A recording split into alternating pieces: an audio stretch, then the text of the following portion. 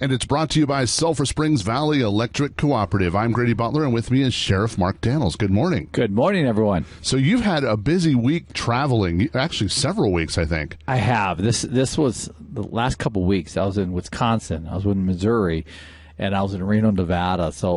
And I don't like to tell people I'm out of town for all the right reasons, but those were all three business meetings for sheriffs, speaking to the Missouri Sheriff Association on the border. It's part of our outreach too. Speaking to Wisconsin, I spoke to about 400 people in Wisconsin, and then Reno, Nevada for our Western State Sheriff. So the more that we can share our reality, our community, and get sheriffs involved, get community members involved, not just here in Cochise County. We got a great thing going here when it comes to our support, but to get other sheriffs and other law enforcement involved, the better we are addressing it, and that's what we're pushing for real hard. And in the Western State Sheriff's Association, there were 3 awards giving, and all 3 came to Cochise County. They did. I mean, it's very unique. And first of all, Western State Sheriffs are sheriffs west of the Mississippi. So there's a whole lot of them out there. But the president on his awards recognized Bob Watkins, one of my operations commander, and Captain Tim Williams, our border operations captain, for their efforts on the border. A lot of innovation there. I hear people all the time talk about the border and, we got these problems. And I agree, we have problems. But when it comes to innovation and trying to do everything we can within a limited amount of allocated resources and budgets, we're doing some really cool things here. So they got recognized, and then I got their President's Award for the efforts of going around and, like I just talked about, talking to other sheriffs and uniting our sheriffs throughout the United States and keeping the educational awareness message to the public that this is what's going on. Not a politicized message, but a reality message, and what we're doing trying to fix it. So thank you to our president from Western States. And you were also sworn in to a position with that organization. Yeah, I was elected as vice president for Western States Sheriffs, and pending anything different, I will move into the presidency of Western State Sheriffs next year in 2025. So anytime you can serve your fellow colleagues like sheriffs, and especially in a role of leadership, I mean, just being a sheriff is just an honor. I'm humbled. But to also now represent at both at national sheriff level and then a Western State Sheriff, I'm honored. I'm humbled on that. Now, you went and traveled a lot of places talking about the border and doing that, but also we have guests coming here talking about the border. We do, and this is an ongoing part of our Borders to Backyards program, Grady, where we have sheriffs, congressional people, anybody that really wants to see what's going on the border, that can take it back to their communities. Media, for example, is another one. So this week we have Utah Congress coming in. We have sheriffs coming in. Their Utah State Sheriff's presidents coming in on Sunday. They're flying into the airport, spending a day with us. We also have a group out of Wisconsin from all over coming in on fact, today they come in. And so, again, it's just having the ability to share, again, our reality and what we're doing to fix it with others only enhances the message, but also enhances our ability to address it and make it more efficient and more effective. Because right now, it gets a little lonely down here in Cochise County trying to address this border issue when the federal government, not being mean, but we have no support. We have none. I mean, I call it 51% of Congress has failed us right now. And truly, in the White House, I mean, President Biden was just in our state. He's got to engage with us on this border, because you look at the fentanyl poisoning, you look at the risk, the terrorists, and there is no better example. And you see some of these crime stories popping up. Look at Georgia, the University of Georgia, Riley that was killed, a young nursing aspiring student that was killed, senseless murder at the hands of somebody who shouldn't have been in this country. I have a real problem with that. We have to unite these communities and this country, and we have to do it through leadership. And speaking of people coming across the border, we've got some smuggling incidences that you wanted to talk about, including one in Three Canyons. Yeah, as you're looking at our Facebook page, hopefully you're following us on our Cochise County Sheriff's Office Facebook page. We don't put them all on there. These are just samples of what's going on, keeping the people in tune of what we're addressing out there on a continuous basis. But we had one the other night that really caused a neighborhood disruption, where a person ran from law enforcement, went through a fence out there by Three Canyons, drove into the desert, car caught on fire, caught the desert on fire, the shrubbery. He took off running. We got him several hours later out there at Molson and Ramsey. He went a long ways, no doubt about it. But just because you run doesn't mean we're not going to come after you, and we will. And so got him in custody, sitting under jail where he needs to be. He's out of the Phoenix area. But again, I want to thank the community out there. I mean, this is 8, 9 o'clock at night where you're in your shelter, you're in home, your comfort, and then you got some disruption by, no offense, a criminal. I mean, somebody that's coming down here to commit international crime. I'm sorry, I'm going to call it what it is. So, but trust us, we're out there doing everything we can. That's our troopers out there, our police departments, our sheriff's office, our border patrol agents, our federal agents. If you got a badge, we're working really well in this county. And some good news, there was a 13-year-old girl that was missing, but we found her. We found her, and I want to thank the community on that one, too. We were putting the broadcast out on trying to locate her. She was 13 years old. We found her 2 days ago. I'm glad she's safe. That's the biggest regard. You know, whenever we find them, they're safe. I mean, it's a win. But so we're working with the family and working with some resources there to make that a better situation. But thank you, everybody that helped us. I know we had a lot of tips on that. So, again, safely located. And keep it with the good news. We got Cars for Kids coming up, and that is a really fun event. It is. Cars for Kids, April 6th at Cal Ranch. You still have time. You can actually register your car the day of the show, your treasure, what's in your garage. And I tell it to people all the time, Grady, and I say, hey, and I know people have a lot of classics sitting in their garage, dusted up, and I said, undust those. Bring them out for the car show. Yeah, I don't have time. Come on, man. What a day to come out, socialize. We got so much going on we got an live auction. We have 2,000-3,000 people come through that car show that walk through it. There's something going on. We have giveaways. But just seeing some of the treasures in this community. We're looking at 300 cars coming out. And the Turnover Police Lodge 28, we put that on for the Boys and Girls Club. And then 70% of the proceeds go to them for their programs. 30% goes back to the FOP, our nonprofit, which then donates to outreach programs. So, again, it's a win-win. Very excited. And I want to give a shout to our top 4 sponsors, Lawley's Automotive, Berg's Heating and Cooling, Prestige, and Remodeling, and also Hatfield's Funeral Home. So I want to thank them all for all they do. And another thing that you love to do in the community is parades, and you were in a parade last week. Wild West Parade put on by the U.S. Marine Corps retirees, and spent some time with them over there. And nice small parade. It's kind of like the Palomitas Parade. Not a lot of organization, but let me just tell you, it's a great event. There was a good little turnout for it. So I went over there and did that, and then spent some time downtown having lunch and just talking to people. But I went over and talked to our former, they're never former Marines, but the Marines, and to put that on and stuff. So thank you to our Marine Corps and those that proudly served. And this Saturday, that'll be tomorrow, we've got testing for deputies. We do. And let me just say this. You know, we have 98 people that applied for deputy sheriff. Now, that's an impressive number in today's standard, especially in a rural area like ours. 98 people looking for the job. And so I wish them all well. But second of all, it tells you the reputation that we worked hard for. And that's all the men and women that serve in this office that represent this community, represent their neighbors, represent their schools that their kids go to. So thank you to them. That's where it starts. But 98 people, we're going to be testing them Saturday at Cochise College. That's our partner over there. And then we'll see who we get. At the end of the day, we'll see who we get, but we remind them all, if you don't get it the first time, come back and try again. And so, again, we're excited about that.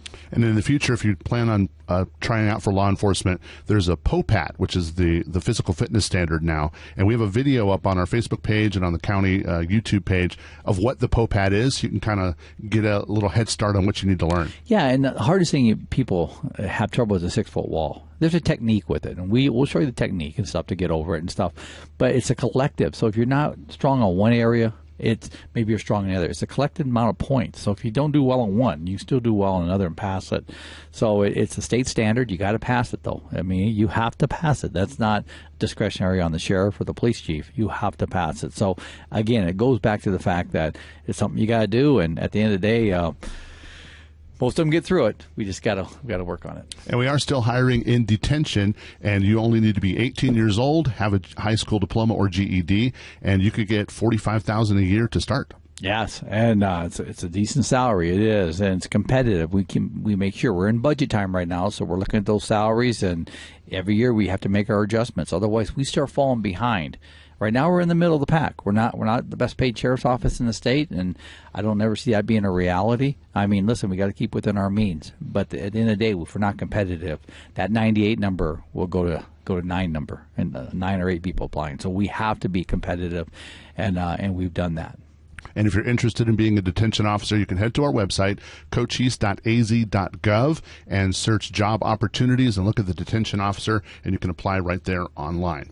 Well, also some news coming out that on March 31st, the NGO funds go away. First of all, what does NGO stand for, and tell us why this is important? NGO is your non-government organizational funds. They come through FEMA, through the federal government, through CBP and Homeland Security, and then they go to your state and locals to address the street releases. Well, to put it in perspective, since May 8th, we've had over 37,000 per our emergency service office that have been processed and released within Cochise County and then bussed out of Cochise County in one fashion or another.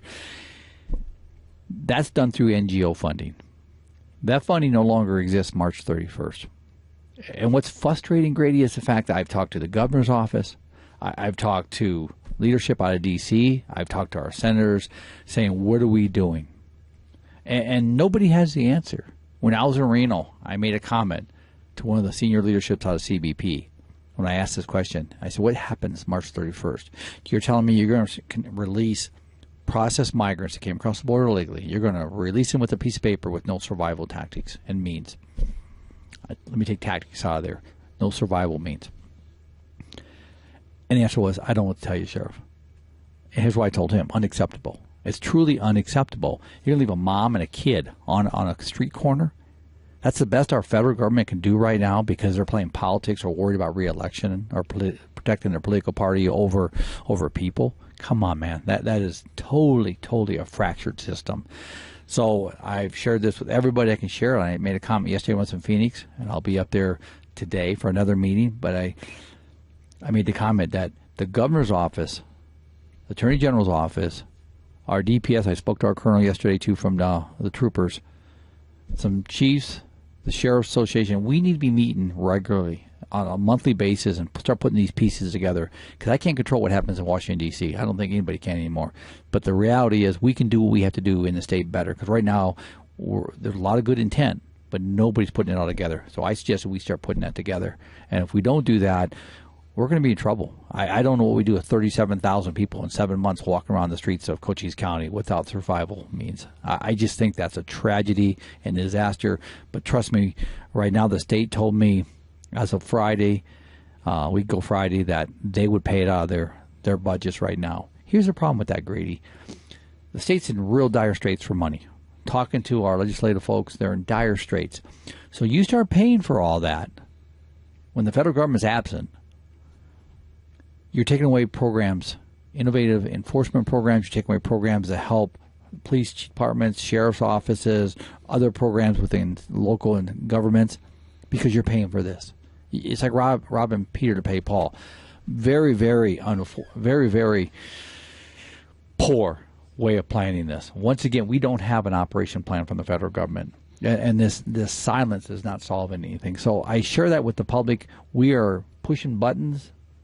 And we don't have the budget in Cochise County. We're rural, and I want to give my men and women raises this year. So, not give them raises and go back and in a competitive market and then start doing this? It's for something we didn't create. Think about this. And I know it's not a fair world, but darn it, we got to take responsibility for our governments. And Carol, good morning. Good morning, Cochise County.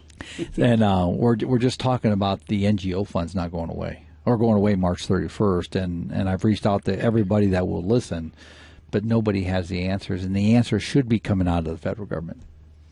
And so hopefully they'll be able to get something taken care of because March 31st is here, in essence. Oh, it is, and we all recognize it.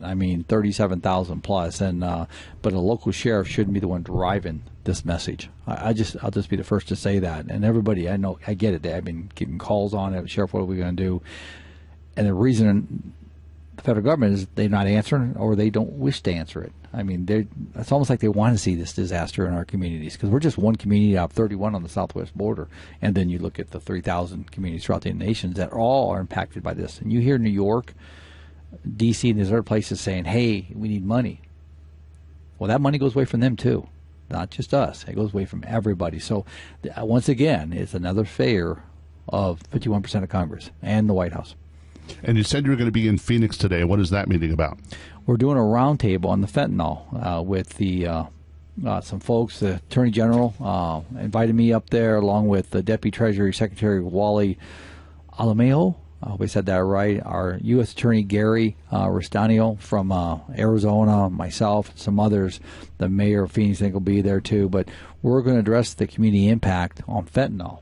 Again, taking charge of something that, again, nobody else in D.C. is talking about, because these deaths with our young people, our kiddos in our schools, our families, our neighbors, we have to start talking about this, and this is another push to start putting some operational plans together. This plan should be coming from the top to the bottom. When I say I'm using the hierarchy of government when it comes to the federal government's ability, because they opened this up. They need to be ones addressing it, but we're going to do it the other way. We're going to do it from local and state and bring it forward. And also, there was a law enforcement quarterly luncheon yesterday in Wilcox. So I'm sure that went really well. And one of the things that you did was you recognized a couple people. We did. And that was, first of all, Mike Hyatt. Mike is actually an alumni from Buena High School, homegrown.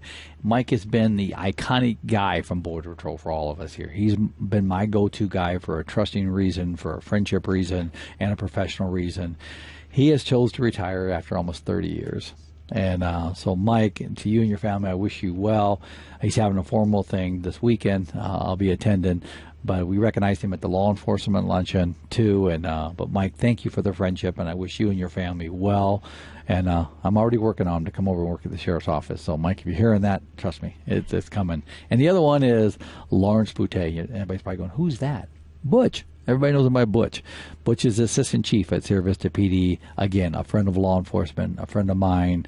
He's the president of the FOP, Fraternal Order of Police. Been there a long time, and like he says, nobody else wants the job, so he sits in that position. But it's a lot of work being the FOP president, and so we recognized him too. And so all his police chiefs, myself, my staff, and all the law enforcement at the law enforcement luncheon got the opportunity to say goodbye to Butch and Mike yesterday. And one of the things that we discussed, and you're gonna keep hearing about, is the Top Cop program that is coming May 10th. It's going to be in Sierra Vista at Cochise College, and it's our way of recognizing the top law enforcement officials, everybody who works in Cochise County boundaries, local, state, and federal. It does, and this is our 12th, I think it is. Was our 11th, 12th, Carol? Well, I put you into the gun so early in the morning. Sorry. So, but it's like our 11th, 12th. But this is something pretty cool. We do it during May, which is really National Police. I call it, they say week, but I call it month, where we get to recognize law enforcement. We get to honor those that have perished in the line of duty, our community heroes, I call them. And but this is also an opportunity for us to recognize those that have gone above and beyond for every agency in Cochise County and pick the top cop in Cochise County. And so we'll be doing that again, and we're excited about that. And thanks to Cochise College and the partnership we have there, we're going to have it over there. And what else do you do at the law enforcement luncheon? Kind of explain to the community what that is. It's a good question. We meet quarterly somewhere in the county. Yesterday, Wilcox Police Department hosted it for us. And then we go around the room. The most beneficial thing we do is network. We network. We talk about hot topics, school safety. There's a program out with Navigate 360 that Jackie Clay and her team are spearheading, and so we got a meeting on that next week to kind of give an update on the 28th. But again, we talk about all these different issues, challenges that we're dealing with, our operational, you name it, we talk about it, and that brings us together because we'd rather share it over a lunch than at a crisis. So we're way above the fray when it comes to a lot of things here in the county. So again, good topics, and again, opportunity for us to talk about our needs, how we share each other, and all the regional things we're doing, from SWAT to communications to narcotics to border, you name it. There's a lot of regional partnerships going on out there, state, local, and federal. And for today's safety message, you have an event coming this weekend that you want to talk about. It's going to be a lot of bikes. What do you want to say for safety? El Tour del Zona. Did I say it right? Yes. Yeah, I was going to say that's a mouthful. But this is, I think, their third or fourth year down here. Usually Sunday I go out to the park and kick them off on Sunday morning, and I'll be doing that again. And just to get them out there, I want to give John Black and Sheriff's Assist team, they're out there all weekend working with them. I know they're very instrumental in the planning part of this, working with the City of Sierra Vista Parks and Leisure. And so, but they're going to be all over Cochise County. down into Bisbee, Charleston Road. Let me just put the reminder. I know some people won't like this, but Charleston on Sunday, Charleston Road will be closed just for this ride. So make some other arrangements on Sunday. But again, it goes back to my safety message too, Grady and Carol, and the fact that bikes have the same rights as cars on a roadway. And it falls for bikes too. They can't impede. They got to make sure they move over, all the different things. But let's be careful out there this weekend on the safety message, because you're going to have bikes from all over. I think last year they had, 800 bikes? A lot. Yeah, close Just to a lot. 1,000 And they come bikes. from all over the country and even outside the country. There's a lot of them coming here to Cochise County. They are. So I think it's neat as spring's kicking in. We're in spring right now. It's the first week of spring, and I think it's a great way to break it in. But yeah, so be careful this weekend. I mean, if you see the bikes, be respectful. They do have a right to be on the road, so don't go blasting by them with the horn and stuff. And they get a safety message from our law enforcement about the laws too, so they understand it's not all about them. It's got to share the road. We all got to be respectful. Well, Sheriff Mark Daniels, we thank you for coming and talking to us today. Thanks, Carol. Thanks, Grady. See you all next week. And Carol, who do we have coming in next? We have Adam Curtis from the city of Sierra Vista to talk about El Tour de Zona. First Watch on KWCD Country is brought to you by Sulphur Springs Valley Electric Cooperative. On KWCD. And it's brought to you by Sulphur Springs Valley Electric Cooperative. I'm Grady Butler, and with me is Carol Kappas, Public Information Officer with the Sheriff's Office, and our next guest. Welcome back, Cochise County, and thank you so much, Adam, for being here today. You're here to tell us all things that are going to be happening starting today, and that's going to include road closures. Yay. Yeah, so I'm the communications manager with the city, and the city is so thrilled to be partnering with Perimeter Cycling out of Tucson to host El Tour de Zona in Sierra Vista for the third straight year. And this is a bicycle festival, so it's a recreational ride. It's not a race. So you're going to see a lot of cyclists out on the roads today, tomorrow, and Sunday. Today they're around Sierra Vista mostly, so they're heading out of Veterans Memorial Park, doing a loop around town all the way down to Ramsey Canyon, getting a nice hill in down there, and then coming on back to the park. On Saturday, they head to Bisbee and back, so they take the southern route along Highway 92 and then kind of circle back along Highway 90, so you'll see them out on the highways tomorrow. And then on Sunday, Charleston Road between Mosin Road and Tombstone basically will be closed from 9 a.m. to 4 p.m. And that just makes it a lot safer for the riders and everybody, but it is still open to local residents and traffic there, and it's still an emergency corridor, so we can get emergency traffic through there. But again, plan on not taking Charleston Road to Tombstone between 9 a.m. and 4 p.m. on Sunday. And then there's a huge public component to this as well, which is really cool. So they basically put on a festival in Veterans Memorial Park, and we call that Zona in the Park. And admission is free to everybody, so you can enjoy live music at no charge. But there's also refreshments, food, and there's a beer garden, so there's stuff to buy there as well. And that will be happening basically starting last night and then through Saturday night. So today we will have New Devotion Motown Review from 1 to 5 p.m. They play predominantly, I believe, R&B.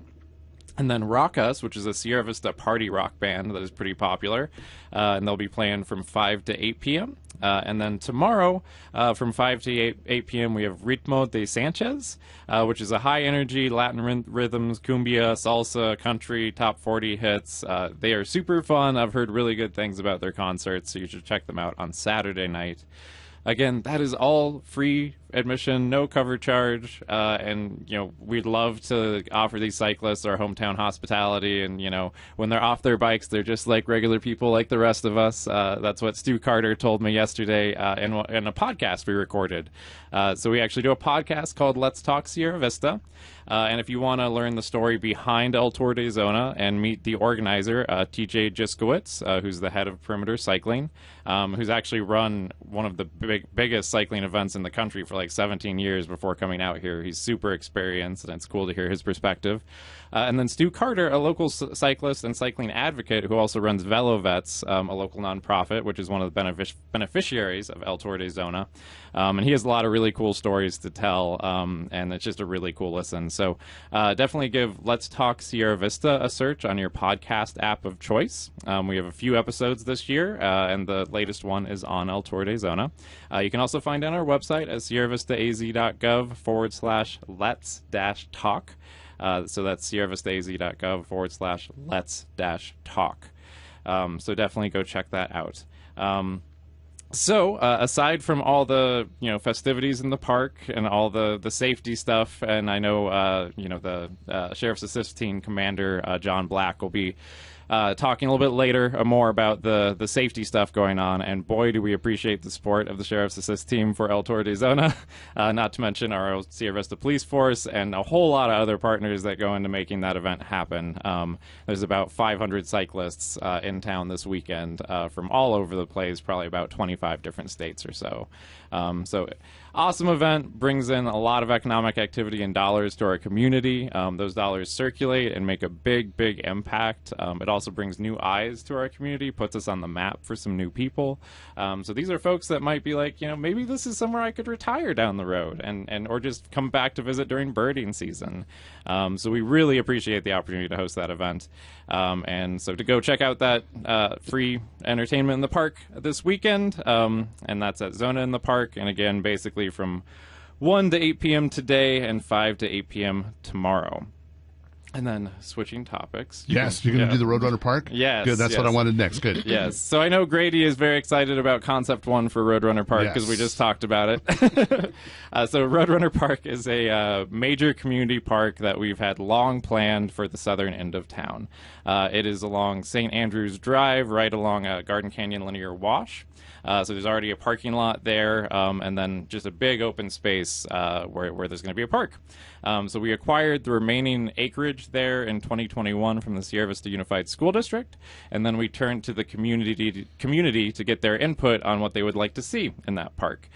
We got about responses from around 1,400 people, which is absolutely crazy. We kind of struggle to get public input on a lot of things, but when it's a specific park like this that's pretty exciting, people sure turn out. And we greatly appreciated that input. That informed the 2 design concepts that are now out for public review. The City Council will actually discuss these this coming Tuesday at a work session, but the comment period is open until April 2nd, so you do have a little bit of time. So go to engage.sierravistaaz.gov. That's engage.sierravistaaz.gov. You can also find information and links on our City of Sierra Vista Facebook page, on our website, sierravistaaz.gov, to navigate there. But if you go to the Engage site, you can actually review the full concept plans. There are 2 of them, and you can get all the details and the different features, and then you can fill out a very brief survey that lets you pick, do you prefer Concept 1? Do you prefer Concept 2? Do you prefer a split? If so, like, what do you like about 1? What do you like least? So we kind of get ideas for maybe ways to bring the features from the one we don't pick into the one we do pick, and kind of how to blend them as well. So you're not stuck on just picking one or the other. You can definitely kind of identify your favorite features and give us general input too. And that will really help us as we move forward with final design for that park. And then the parks will be done this year, right? Sure. Yeah, that's exactly how it works. So the process forward, basically we're in our budget conversations and planning right now, and our fiscal year starts July 1. So once we get some direction and decide on a final concept that we want to move forward with, we then have to budget to do that design. So that will take place in this next fiscal year. So that means we'll get a final design complete with construction documents and a phasing plan. So a phasing plan means we'll divide the project into chunks. That makes it a lot easier to tackle, basically financially. And then we can seek grant funding, also identify, budget money and allocate it appropriately each fiscal year to kind of bite off chunks of that park and get it done over time. Obviously, all of that is dependent on the availability of grants and also the availability of general fund dollars. And we can't predict the future. Revenues can always change. The state could decide to, get rid of the food tax, for example, which would have a huge impact on local governments. So we can't promise a certain timeline or a certain deadline. But yeah, getting the work done now to get that design done and the phasing plan in place makes it a shovel-ready project that we can, get grant funding for and we can start to plan for and then chip away at over the next several years. And I can't promise they'll be done in a certain date, but it's certainly a high priority and we'll be working on it for definitely the next several years. And I can't wait to see that park, especially phase 1. I'm just saying. Yeah, so what do you like about Phase 1, Grady? I like all how the middle of it works and it kind of spokes out. It looks really neat. Yeah, so Phase 1 is called Adventurous Play. So that's like an active recreational park for all ages. It looks super cool for kids, to be honest. There's some really cool, just adventure play features, and they're all detailed, online. So definitely check that one out. And then the other one is Sky Island Vista, where people and nature connect and thrive. So a little bit more natural environment, a little more low impact, but also has like an amphitheater, which is really cool, some bird watching spaces and some other stuff. And right along Garden Canyon Linear Wash, it's a really scenic, natural kind of area too. So both concepts I think are really neat. We've definitely seen some strong responses for Concept 1, but also, like I said in the survey, like a lot of people like a mix and like to kind of, pick and choose features from either one. So definitely we want to get all of that input so we can, make sure that this is what the community wants and that ultimately when it's done, people are going to really enjoy it.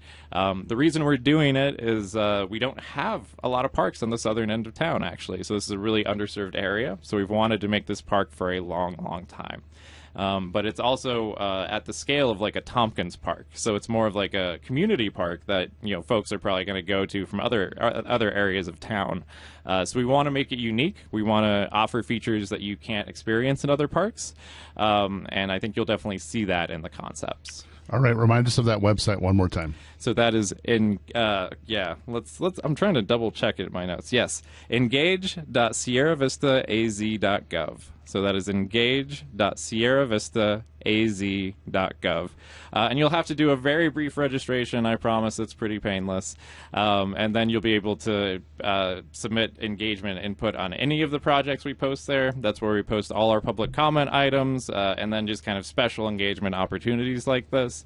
So it's a great place to, just make sure that your voice is heard when there's stuff that we need input on. So definitely a good website to bookmark and get registered in anyway.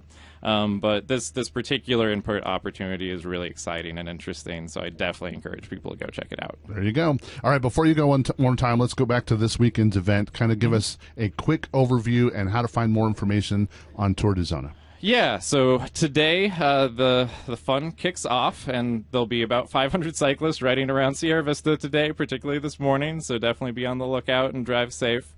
And then head to Veterans Memorial Park to enjoy some free music. So that's from 1 to 8 p.m. First will be Corey Spector that was Thursday. So first will be New Devotion Motown Review from 1 to 5 p.m. and then Rock Us from 5 to 8 p.m. And then tomorrow from 5 to 8 p.m. in Veterans Memorial Park will be Ritmo de Sanchez. And again, no cover charge on that. It is absolutely free to attend. There's a beer garden, there's food, there's refreshments to buy. So a lot of fun to be had. So please do come check that out. And then again, cyclists will be on another ride on Saturday heading to Bisbee and back. So be careful out on the highways. And then on Sunday, remember that Charleston Road will be closed from Mosen Road to Tombstone from 9 a.m. to 4 p.m. Well, Adam Curtis, Communications Manager for the City of Sierra Vista, we thank you for coming and talking to us today. Absolutely. It's always fun. And Carol, who do we have coming in next? We have Commander John Black from the Sheriff's Assist Team. First Watch on KWCD Country. It's brought to you by Sulphur Springs Valley Electric Cooperative. Giving you an inside look to your sheriff's office. Let's go back to First Watch on KWCD. Well, this is Commander John Black from the Sheriff's Assist Team, and I wanted to share some information with you about an upcoming event called the Tour de Zona. This is the biggest and the best bicycle event in southern Arizona, south of Tucson anyway. The event expects to have 500 to 700 bike riders on the road from Friday, Saturday, and Sunday. I wanted the public to know that you're going to have bikes in the Sierra Vista, Bisbee, out on state highways, Tombstone area. So I want you to be cautious. I want you to be looking out for the riders, but also be careful for yourselves. The first route on Friday starts at the Sierra Vista Veterans Park and moves south through Sierra Vista, comes out into the county on Kachina, and takes equestrian down to Ramsey Canyon Road. The riders will turn west then and go up Ramsey Canyon Road to visit the bed and breakfast up there before they turn around and come back and move back to the park in Sierra Vista. That's about a 32-mile bike ride, and I think everybody that'll be riding will have a really good time. The next day is the real challenge of the 3 days for the bike riders, where they'll start again at the Sierra Vista Veterans Park, and they'll move south through Sierra Vista, hit Ramsey Canyon Road again, go east a little bit, and then pop out onto Highway 92. Now, this is a state highway, and the rest of their ride will be on state highways. So definitely watch your speed, be careful. If you see cars up ahead with the lights on, SAT cars or sheriff's cars out in the county, that means slow down, take a look. May not be an accident, but we don't want one to happen. So as the riders continue on, they go down to a water point and aid station in Palominas. After they hydrate a little bit, they continue on over to Bisbee. They go around the Lavender Pit and into Bisbee, where they're encouraged to leave their bikes in a bike corral, go around the city, take a look, do some shopping, eat some lunch, rehydrate, and then they get back on their bikes and ride up Tombstone Canyon and go over the pass. They're not allowed to go through the tunnel. They go over the pass and come down back onto Highway 80. That's a little hairy there, and I'll have some cars there with their lights on. They continue to 80 in the intersection of 80 and 90, where they'll take a west turn on 90 and come back into Sierra Vista. That is about a 65-mile bike ride, and once they get out on the road, they'll start getting spread out. But so keep an eye on them. Most of the road has a decent shoulder, and we don't want any incidents there of cars and bikes colliding. On Sunday, you might have heard about Sunday. Now, incidentally, this is the third time this tour has happened here, and so it shouldn't be that many big changes or surprises to anybody. But the Sunday ride is Charleston Road, and if anybody has driven Charleston Road, as one of the sheriff's lieutenants said, that's the most dangerous road in the county. Well, because there's no shoulders and it's very windy at the eastern end. But the riders will start again from the park in Sierra Vista, end up on Charleston Road, and the Charleston Road will be blocked at the intersection of Mosen Road and Charleston Road. The county highways engineer has deemed that this is a big enough event and it's a dangerous enough event that she has closed the road for the duration of the bike ride on Sunday. Well, the riders continue down to San Pedro River and then uphill to Tombstone, where they're encouraged to hydrate, to eat a meal, to shop and maybe buy some souvenirs, and then they'll turn around and come all the way back down Charleston Road into town for festivities at the park. So, in summary, this is a great event for the area, particularly for the towns of Sierra Vista, Bisbee, and Tombstone. These people come in here to enjoy themselves. We have people from 30 to 40 states and also a couple of countries that come here during this time of year, mainly northern folks that want to get in nice weather and ride their bikes. So remember to drive safely, share the road with the bikes, and if you need more information on this ride, I suggest you go to their website, which is eltourdezona.org. I'll spell that out. eltourdezona.org. Thanks a lot for your interest, and hope we all have a safe weekend. You've been listening to First Watch, brought to you by Sulphur Springs Valley Electric Cooperative. Keep up to date. Follow the Cochise County Sheriff's Office on Facebook, and tune in next Friday, 7 a.m.